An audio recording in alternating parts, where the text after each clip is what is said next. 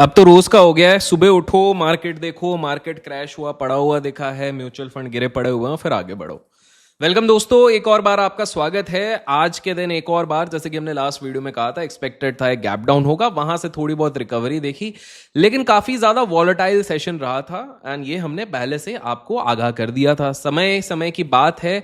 अब आप लोग समझना चाहते होंगे कि ऐसे में अब क्या करें। ये जो 800 पॉइंट का डिप हुआ, फिर वहां से एक कहीं ना कहीं रिकवरी आने की कोशिश करी, बट फिर स्टेबलाइज हो गया। इसमें क्या किया जाए, क्या क्या फैक्टर्स थे जिन्होंने मार्केट को मूव किया, और आने वाले टाइम में कौन से फैक्टर्स सबसे ज्यादा इंपॉर्टेंट होंगे जो आपके पोर्टफोलियो के लिए, आपके ट्रेडिंग अकाउंट के लिए, आपके इन्वेस्टिंग अकाउंट के लिए बहुत इंपॉर्टेंट होंगे। इस सभी चीजों को हम डिटेल तरीके से ब्रेक डाउन करेंगे। आपका मात्र 15 मिनट का समय लगेगा इस पर्टिकुलर वीडियो में, और फीस सिंपल सी एक लाइक का बटन आप दबा दीजिए ताकि आपको समझ में आए कि इन्वेस्टर्स ने अब तक वो जो करीब 4 लाख करोड़ के आसपास जो नुकसान किया हुआ है मार्केट में, बिकॉज मार्केट से इतना मार्केट कैपिटलाइजेशन वाइप ऑफ हो चुका है, जो कि एक छोटी रकम बिल्कुल नहीं होती है, उसमें आपकी स्ट्रैटेजी क्या होनी चाहिए। क्या ये सही में बाय ऑन डिप्स का मौका है? तो चलिए आज इस अपडेट के साथ, चाहे स्टॉक मार्केट हो, चाहे ग्लोबल मार्केट हो, चाहे गोल्ड एंड सिल्वर हो, चाहे क्रिप्टो मार्केट हो, सारी चीजें मात्र 15 मिनट में हम समझेंगे। इसके अलावा और कोई वीडियो देखने की जरूरत नहीं है।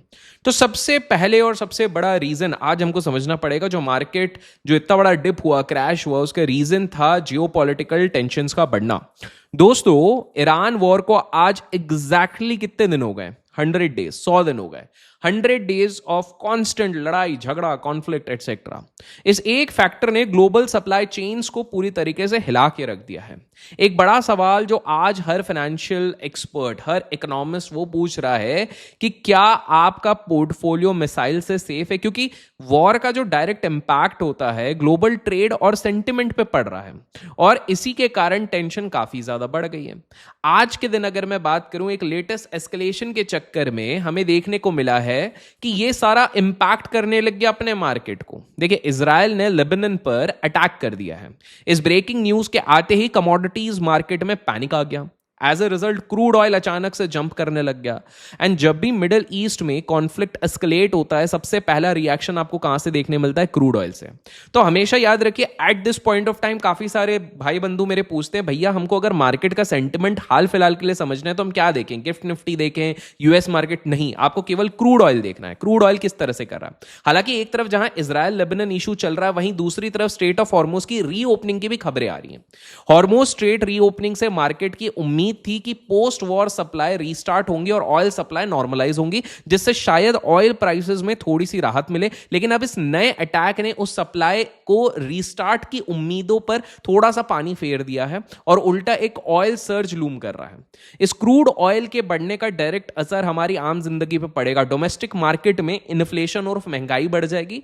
हाल ही में सरकार ने एलपीजी सिलेंडर्स के प्राइसेस में 29 रुपए का हाइक कर दिया है।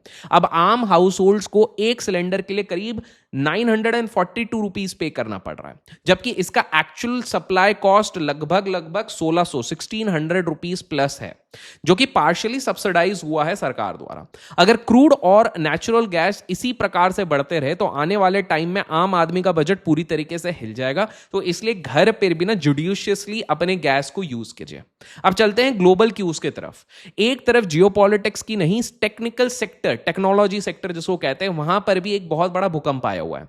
फिर से एक साल से जिस चीज ने हमें परेशान किया, एआई आर्टिफिशियल इंटेलिजेंस, वहां पर हमने एक साल तक तो बहुत मैसिव रैली देखी, लेकिन अब अचानक से लोगों की आंखें खुली और वो कह रहे हैं एआई का ट्रेड ट्रैप है। वो बोल रहे हैं कि सक्सेसफुल टेक स्टॉक्स जिन्होंने मार्केट को ऊपर अभी तक खींच के रखा था, वो अब $1 ट्रिलियन मार्केट मेल्टडाउन की तरफ इशारा कर रहे हैं। खासकर ताइवान और कोरिया के मार्केट्स में। ताइवान और कोरिया जो कि एक सेमीकंडक्टर और टेक हार्डवेयर के हब हैं, वहां की मार्केट्स बुरी तरीके से क्रैश हो रही हैं। ये एआई बबल का बर्स्ट होना इंडियन आईटी स्टॉक्स और ओवरऑल सेंटिमेंट्स के लिए भी बुरा है। मैं आज ही देख रहा था, अच्छे स्टॉक्स, विप्रो 7.5% गिरा हुआ है, टीसीएस गिरा हुआ है, इन्फोसिस गिरा हुआ है। और आपको बता दूं, इसके अलावा इंडियन मार्केट में फॉरेन इंस्टीट्यूशनल इन्वेस्टर्स, एफआईआई का बिहेवियर भी बड़ा चिंता का विषय बना है। एफआईआई's ओनरशिप इस वक्त अपने 14 साल के लोएस्ट लेवल पे है। यानी पिछले 14 साल में विदेशी निवेशकों ने इंडियन मार्केट में इतना इंटरेस्ट इंटरेस्ट कम दिखाया है कि पूछो मत। हालांकि ओवरऑल सेलिंग के बावजूद एक डिफेंसिव सेक्टर ऐसा है जहां एफआईआईज फ्रेश बाइंग कर रहे हैं, जो कि आपके पोर्टफोलियो के मार्केट वोलेटिलिटी को हेज कर सकता है। वो कौन सा मैं आपको बताऊंगा थोड़े समय बाद, लेकिन थोड़ा सा क्रिप्टो मार्केट के बारे में समझते हैं। देखिए, ट्रेडिशनल इक्विटी मार्केट्स तो कहीं ना कहीं परेशान है, लेकिन क्रिप्टो मार्केट्स भी इस पूरी बुरी नजर से बचे नहीं है। ग्लोबल पैनिक का असर डिजिटल एसेट्स पर भी साफ दिख रहा है। क्रिप्टो इन्वेस्टर्स के लिए एक बहुत ही बुरी खबर यह है कि बिटकॉइन, जो कि क्रिप्टो मार्केट का किंग माना जाता है, ड्रास्टिकली अभी अभी $60,000 के आसपास का साइकोलॉजिकल मार्क छू के आया। अभी उसके ऊपर है, लेकिन वो टच करके आया। पहले चार्ट्स में समझते एग्जैक्टली क्या हो रहा है, फिर मैं और डिटेल बताता हूं। अभी आपको स्क्रीन पर बिटकॉइन का चार्ट दिख रहा होगा। मैंने लॉन्ग टर्म पे, अगर आप देख सकते हैं तो एक लॉन्ग टर्म चार्ट पे, 4 आवर्स के चार्ट पे हम इसको व्यू करने की कोशिश कर रहे हैं, और जो हमारा ट्रेंड है वो सीधे दिखा रहा है भैया, लोअर लो लोअर हाइज लगा रहा है, और ट्रेंड एक नेगेटिव टेरिटरी में है। जब तक ये 66,000 के ऊपर रिक्लेम नहीं करता है, स्विंग ट्रेडर्स को ज्यादा अवसर नहीं मिलेगा। आज इसने जब हम ये इसको चेकआउट कर रहे हैं 6 तारीख के आसपास, 8 तारीख के आसपास, तो ये एक $60,000 के लेवल को भी टच करके धीरे धीरे कोशिश तो जरूर कर रहा है कि ये किसी तरीके से रिक्लेम करे, बट दोस्तों कोई रिस्पाइट नहीं है। 63,000 तक आ गया है। अभी हाल फिलहाल पे अगर स्विंग ट्रेडर्स को एक सपोर्ट देखना है तो 60,153 का एक सपोर्ट है। और अगर मैं थोड़ा सा अपसाइड पे देखूं तो मुझे एक जो इमीडिएट हमारा रेजिस्टेंस आना है वो 65-66,000 पे। याद रखिए कि अभी ज्यादातर एक्शन हो रहा है वो ग्लोबल मैक्रोस के बेसिस पे हो रहा है, तो जहां पर जैसे ही हमें वॉर पे थोड़ा सा रिलीफ आएगा तब ये मुझे दिखेगा। हाँ, 65-66,000 के ऊपर कंफर्टेबली एक बार क्लोज दे दिया तो हमारे द्वार खुलेंगे 72-73,000 के लिए, लेकिन जब तक वो नहीं होता है तब तक आपको सतर्क रहना है। हाई रिस्क रिवॉर्ड वाले लोग यहां पर पोजीशंस अपने बाय साइड पे बना सकते हैं। अगर हॉडलर है तो थोड़ा वेट कीजिए, बिकॉज आने वाले समय पे मेरे को दिख रहा है 55,000 पे भी हमको क्रिप्टो देखने मिलेगा। हो सकता है बीच में थोड़ी बहुत रिकवरी आए, लेकिन आई एम एक्सपेक्टिंग इस साल $55,000 के नीचे क्रिप्टो जरूर एक बार आएगा। एंड बाय द वे, अगर आप टाइम टू टाइम सीखना चाहते हैं ट्रेडिंग को फ्री ऑफ कॉस्ट में, तो डिस्क्रिप्शन में मैंने डेल्टा एक्सचेंज का लिंक दिया है। वहां से आप जैसे ही अपना अकाउंट खोलते हैं और नीचे दिए गए फॉर्म को आप फिल करते हैं तो आपको हमारे फ्री क्रिप्टो ग्रुप का हिस्सा बनने मिलता है। आप लोग अगर सोच रहे होंगे कि सारे बड़े बड़े ट्रेडर्स डेल्टा एक्सचेंज के बारे में बात क्यों करते हैं, बिकॉज यहाँ पर ओटीएम एक्सपायरी पे ऑप्शन पे 0 फी लगता है, फ्यूचर पे 0 फी, स्पॉट पे 0 फी, 24/7 है, अच्छे खासे वॉल्यूम है, FIU रजिस्टर्ड है, तो आपका पैसा सेफ है। मात्र ₹2500 में आप BTC पे भी ट्रेड कर पाते हैं, 24/7 ट्रेड कर सकते हैं। तो आप नौकरी करने के बाद भी आते तो ये चीज कर सकते हैं। और जैसे कि मैंने बताया, डिस्क्रिप्शन में दिए गए लिंक से अगर आप डेल्टा एक्सचेंज में अपना अकाउंट खोलते हैं तो आपको हिस्सा बनने मिलता है हमारे ग्रुप का, जहां पर हम लर्निंग करते हैं about technical analysis and trading. अब आपको बता दूं कि अक्टूबर 2024 के बाद यह पहली बार है जब बिटकॉइन $60,000 $60,000 के नीचे गया, लेकिन गिरावट यहां नहीं रुकी। जैसे जैसे मिडिल ईस्ट में टेंशन बढ़ रही है, क्रिप्टो धीरे धीरे और स्लाइड हो रहा है। आने वाले दिनों में $50,000 पे भी पहुंच जाए तो आप घबराइएगा मत, क्योंकि यह चीज होगी, बहुत संभव है। जो लोग क्रिप्टो को डिजिटल गोल्ड या सेफ हेवन मान के उसके लिए सारा पैसा लगा रहे हैं, वो सतर्क रहें। अपने पोर्टफोलियो का 15 से 20% एट मैक्स आपका क्रिप्टो एसेट्स में होना चाहिए। रिटेल इन्वेस्टर्स मैसिवली अपनी पोजीशंस को ऊपर के लेवल से लिक्विडेट करें, जिसके कारण प्रेशर और बढ़ रहा है। हालांकि इस भारी ब्लडबाथ और क्रिप्टो क्रैश के बीच में एक लॉन्ग टर्म पॉजिटिव न्यूज भी आई है। वो ये है कि नैस्डैक को फाइनली यूएस सिक्योरिटी SEC जो होता है, सिक्योरिटीज एंड एक्सचेंज कमीशन ने नॉट दिया हुआ है कि भाई बिटकॉइन के इंडेक्स ऑप्शंस आप लेके आओ, ताकि खेलो इंडिया खेलो जैसा खेलो अमेरिका खेलो होगा। ये एक बहुत बड़ा माइलस्टोन है। इसका मतलब यह है कि इंस्टीट्यूशनल इन्वेस्टर्स अब बिटकॉइन इंडेक्स ऑप्शंस के थ्रू ज्यादा इजीली रेगुलेटेड तरीके से ट्रेड कर पाएंगे और हेज कर पाएंगे। इसका एक डायरेक्ट इंपैक्ट मैं भारत में देख रहा हूं कि भारत में क्रिप्टो बैन नहीं होगा। भले ही शॉर्ट टर्म में प्राइस वहां पर क्रैश हो रहा है, SEC का ये अप्रूवल क्रिप्टो मार्केट को ग्लोबली एक लेजिट एसेट बनाता है और इसका संदेश भारत में भी आएगा। तो बैन तो क्रिप्टो नहीं होगा, रेगुलेशन हो सकता है आने वाले सालों में आ जाए। डोंट बी सरप्राइज, बिकॉज हमारे देश में अगर कोई भी सेक्टर बहुत बढ़िया चलता है तो वो रेगुलेट हो जाता है बहुत हद तक। वापस आते हैं इंडियन मैक्रो इकोनॉमी पे। मार्केट क्रैश क्रैश होने का एक और डोमेस्टिक रीजन मैं आपको बता दूं, वो है इन्फ्लेशन, और वो है हाल फिलहाल की जो रिपोर्ट्स आई। रिपोर्ट्स ये इंडिकेट कर रही हैं कि मई के मंथ में इंडिया का रिटेल इन्फ्लेशन 4% तक राइज हो गया है। इसका मेन रीजन वही मतलब जो फूड के क्लाइंबिंग कॉस्ट है, फ्यूल के क्लाइंबिंग कॉस्ट है। जैसे ही इन्फ्लेशन बढ़ता है, रिजर्व बैंक ऑफ इंडिया के इंटरेस्ट रेट करने के चांसेस और भी कम हो जाते हैं, जिससे मार्केट और डिसअपॉइंटेड हो जाता है। करेंसी मार्केट में भी काफी ज्यादा एक्शन है। क्या इंडियन रुपी अपने ग्राउंड फ्लोर को टच कर चुका है? गोल्डमैन सैक्स की एक रीसेंट रिपोर्ट में पढ़ रहा था, जिसमें कि यह कहा गया है कि आरबीआई के latest moves completely game change कर सकती है। आरबीआई एग्रेसिव तरीके से फॉरेक्स रिजर्व्स का यूज करके रुपी को डिफेंड करने की कोशिश कर रही है, ताकि इंपोर्टेड इन्फ्लेशन, जैसे कि महंगा क्रूड ऑयल हो गया जिसकी हमने बात करी है, हमारी इकोनॉमी को ज्यादा हिट ना करे।